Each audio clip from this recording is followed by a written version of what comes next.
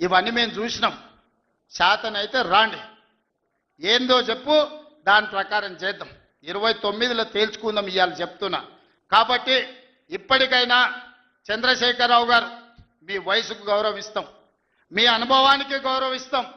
ప్రతిపక్ష నాయకుడు, నీకు హోదా ఉన్నది. శాసనసభ సమావేశాలు ఏర్పాటు చేసినాం. 29 నుంచి చర్చలు రాబోతున్నాయి. 29 నాడు నువ్వు అడిగి ఎన్ని రోజులు సభ జరుపుదామో, నువ్వు అడిగినన్ని రోజులు అసెంబ్లీ నడిపిస్తా.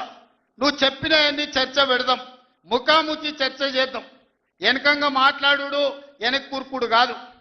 నీళ్ల మీద మాట్లాడతామా, నియామకాల మీద మాట్లాడతామా, నిధుల మీద మాట్లాడతామా, తెలంగాణలో జరిగిన అభివృద్ధి మీద మాట్లాడతామా, రైతు భరోసా మీద మాట్లాడతామా, రైతు రుణమాఫీ మీద మాట్లాడతామా, లేకపోతే ఆడబిడ్డలకు ఇచ్చిన ఉచిత బస్సు మీద మాట్లాడతామా, లేకపోతే నువ్వు ఏం కోరుకుంటావో చెప్పు, షాదీ ముబారక్ మీద మాట్లాడతామా, కళ్యాణ లక్ష్మి మీద మాట్లాడతామా, ఇందిరమ్మ ఇండ్ల మీద మాట్లాడతామా, దేని మీద మాట్లాడతామో చెప్పు, నేను సిద్ధంగా ఉన్నా.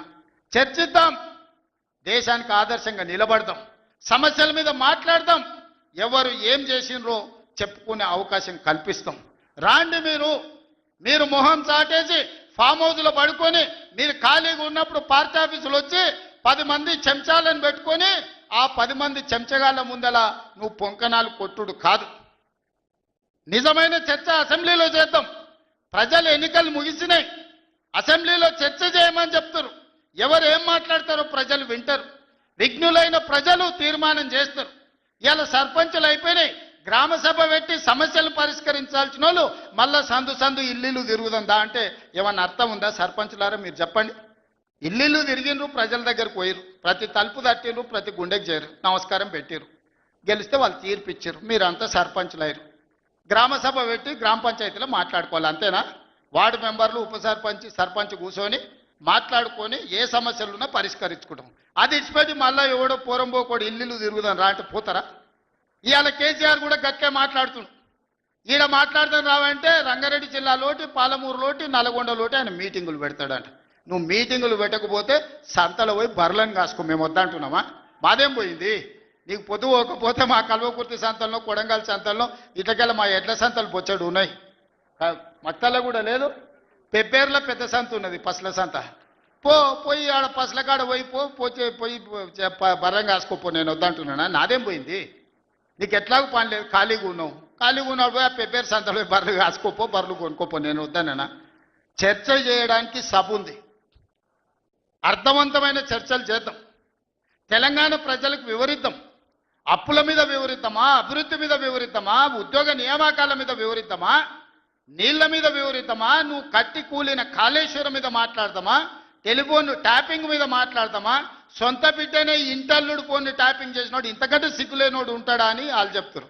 ఓ పక్కన నేను 1 కోటి మంది ఆడబిడ్డలకు చీర పెడతా, సారె పెడతా నేనంటే ఉన్నొక్క చెల్లెల్ని ఇంట్లోకెళ్ళి బయటకు వెళ్ళగొట్టిన వాడు ఆస్తిలో వాటా అయ్యేస్తుంది. గంత పనికిమాలినోడు, సొంత చెల్లెలకే చీర పెట్టలేనోడు, సొంత చెల్లెలకే పండుగ పూట బుక్కెడు బువ్వ పెట్టినోడు, వాడు కూడా ఒక మనిషా?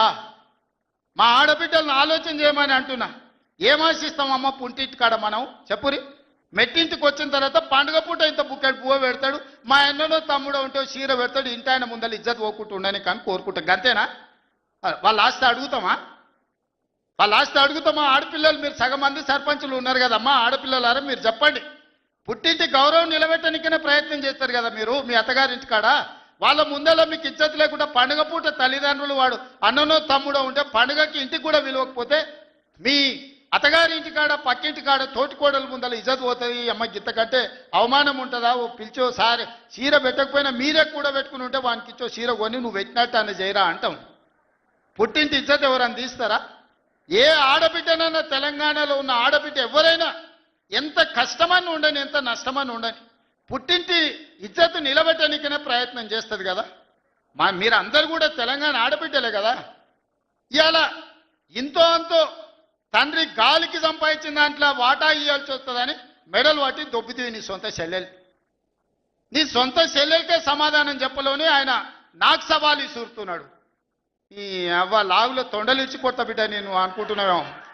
నా సంగతి ఇంకా తెలియదు, మీ నాయనని అడిగి ఇంటికి పోయి చెప్తాడు. అమెరికాలో బాత్రూమ్లు అడిగినట్టు అనుకుంటున్నావు నాతో మాట్లాడు అంటే, నేనేదో మార్చుకుంటూనే పోని అవలో పోరోడు గాలికి తిరిగేటోడి గాలికి అంతో నాకెందుకని. ఇవన్నీ వేషాలు. ఇంకా ఆ పక్కలో ఒక నలికుట్లోడు ఉంటాడు, 6 అడుగులు ఉన్నా అనుకుంటాడు, అంత తలకాయ ఎక్కడుందో నాకు తెలియదు. కేసీఆర్ వచ్చి గర్జించిందంట, గర్జనకు నేను పోయి లోపల దాచుకున్నంట. ఇక కేసీఆర్ గర్జనలు గర్జించినట్టు లేవురా నాయన. మన గాడిదలు ఏం చేస్తావా, ఒండ్ర పెడతాయా, ఏమంటారు గాడిదలను? గాడిదలు అరిస్తే ఏమంటారు నరసింహ? గట్లున్నది. మీ గాండ్రింపులకు మీ బెదిరింపులకు ఉడత ఊపులకు భయపడ్డాడు ఎవడు లేడు బిడ్డ. ఈడ దుక్కి దున్నిన చేతులు ఉన్నాయి. మీరేదో తోలు తీస్తా అంటే తీపించుకోనికే లేము. ఈ కండలు కరిగినాయి, మిగిలిందే తోలు. ఫస్ట్ నీ తోలు సంగతి చూసుకో, నీ తోలు సంగతి చూసుకో. ఊర్లో మాకు తెలుసు, ఊర్లల్లో నాటుకోళ్ళు ఉంటాయి కదా, కోని కాల్చినాక మనం మంచిగా కాల్చి తోలు తీసి పసుపు పెడతాం కదా, మంచిగా తోలు తీసి పసుపు పెడతారు బిడ్డ మా కొడంగల్ వాళ్ళు. నువ్వేదో తెలివితేటలు అనుకుంటున్నావు. ఈ తమాషా మాటలు, ఈ అతి తెలివితేటలు కట్టిపెట్టుకో. ఎన్ని ఎలక్షన్లు జరిగినా సిగ్గు లేకుండా అన్నిట్లలో డిపాజిట్లు పోతున్నా, బండకేసి కొడుతున్నా, బుద్ధి రాలే. ఇప్పటికైనా మారుండ్రి. నాకేం లేదు, మీరు అట్లుంటేనే మంచిది. ప్రజలు చీత్కరిస్తారు, చీదర కొడతారు, లాస్ట్ దేనికి వానికి రాకుండా పోతారు. కాకపోతే ప్రతిపక్షమే లేదు తెలంగాణలో అని బయటకు పోతే ఇజ్జత్ పోయేటట్టు ఉన్నది. గదొక్కటే నా చింత. అందుకే మిత్రులారా, మంచిగా చేయండి.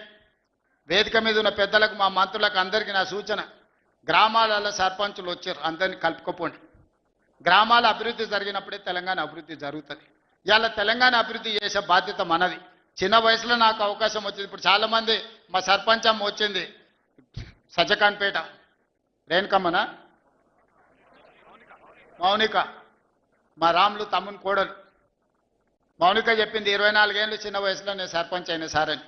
ఎన్నో ఆలోచనలతోని ఇలా చిన్న వయసులో మీరు అందరు సర్పంచ్లు అయినరు. ఇంజనీరింగ్ చదువుకున్న వాళ్ళు అయినరు, డిగ్రీ చదువుకున్న వాళ్ళు అయినరు, 22, 23 ఏళ్ళకు ఉన్న వాళ్ళు అయినరు, పెద్దోళ్ళు 80 ఏళ్ళు ఉన్న వాళ్ళు కూడా సర్పంచ్లు అయినరు. మా రాఘవ వాళ్ళ తల్లి సర్పంచ్ అయింది. వీళ్ళందరూ ఎందుకు అయినరు అంటే గ్రామానికి ఏమైనా చేయాలని అయినరు. మరి వాళ్ళ ఆలోచనలు వాళ్ళ గ్రామానికి చేయాలన్నదాన్ని మనం ఈరోజు పూర్తిగా సహకారం అందించాలి వాళ్ళకు. వాళ్ళందరినీ కూడా వాళ్ళు ఊర్లలో ఏం మాట ఇచ్చిండ్రో